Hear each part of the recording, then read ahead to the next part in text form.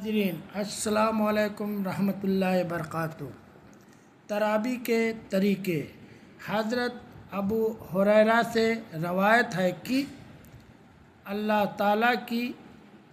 تعالیٰ کے رسول صلی اللہ علیہ وسلم فرماتے ہیں، جس نے رمضان میں امام کے ساتھ ثواب کی نیت سے تراویح پڑھی تو اس کے گزشتہ پچھلی گناہ معاف کر دیے جائیں گے۔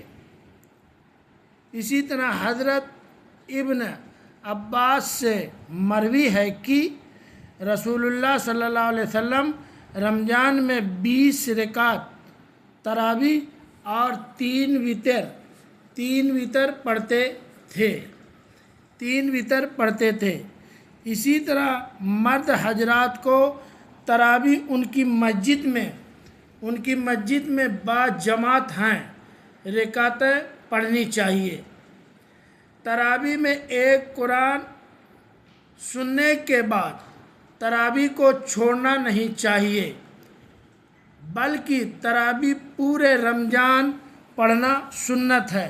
قرآن مکمل ہونے کے بعد تراویح چھوڑ دینا گناہ ہے۔ اسی طرح عورتوں کو تراویح اپنے گھروں میں پڑھنی چاہیے۔ اگر کوئی عورت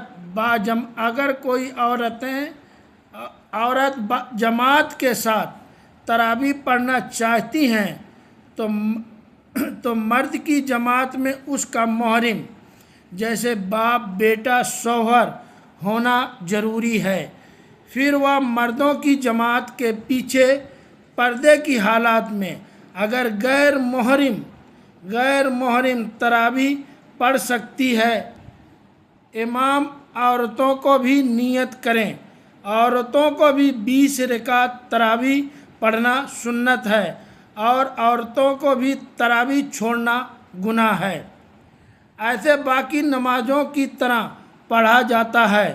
2 رکعت کر کے رکعتیں پڑھنی چاہیے اور ہر 4 رکعت کے بعد تراویح کی دعا پڑھنی ہے۔ میں نیت کرتی ہوں 2 رکعت تراویح سنت مؤکدہ۔ جو بھی صورت آپ کو یاد ہو اسے پڑھیں۔ بہتر ہے کہ جو بڑی صورتیں یاد ہیں وہ پڑھیں، اور جنہیں قرآن کی بڑی صورتیں یا زیادہ صورتیں یاد نہ ہوں، انہیں قرآن کی آخری 10 صورتیں جیسے الم تری سے لے کر قل اعوذ برب الناس تک پڑھنی چاہیے۔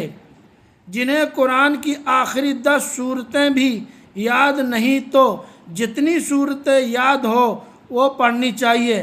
ہر رکعت میں وہی صورت پڑھ لیں۔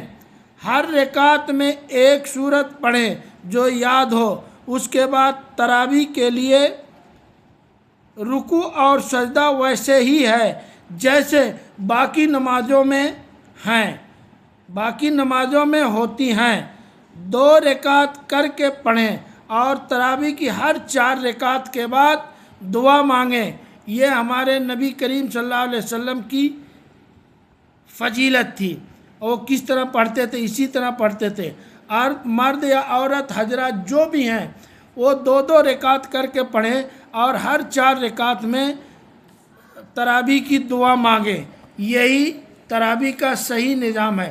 اور رہی قرآن کی صورتوں کے بعد، تو جن کو قرآن یاد نہیں ہے یا بڑی صورتیں یاد نہیں ہیں، وہ آخر کی 10 صورتیں، قرآن کی آخر کی 10 صورتیں الم تری سے لے کے قل اعوذ برب الناس تک پڑھیں۔ اس میں بھی اگر کسی کو یاد نہیں ہے تو ان کو جو بھی صورت یاد ہے وہ صورت پڑھ سکتے ہیں، اور رکوع اور سجدہ اسی طرح ہے جیسے باقی نمازوں میں ہے۔